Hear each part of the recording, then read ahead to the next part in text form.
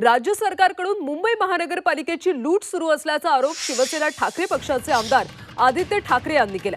शिवसेनेच्या हाती मुंबई महानगरपालिकेची सत्ता असताना बीएमसीच्या तिजोरीमध्ये तब्बल 92,000 कोटी रुपये शिल्लक होते। मात्र 2022 पासून 2 वर्षांच्या काळातच सरकारने बीएमसीच्या खात्यामध्ये 2 लाख कोटींची तूट निर्माण केल्याचा गंभीर आरोप आदित्य ठाकरे यांनी केला। त्यामुळे महानगरपालिका कर्मचाऱ्यांचे पगार देणंही येत्या काळात कठीण होणार असल्याची भीती आदित्य ठाकरेंनी व्यक्त केली। मुंबई महानगरपालिका 1997 मध्ये जेव्हा आपल्या हाती आली तेव्हा 600 कोटीची तूट होती। आपण महापालिका सोडत असताना पुन्हा जिंकणार आपण, पण 2022 मध्ये जेव्हा टर्म संपली त्या 92,000 कोटीचं सरप्लस होता आणि प्रत्येक पैसा आपण जनतेच्या सेवेत लावला होता।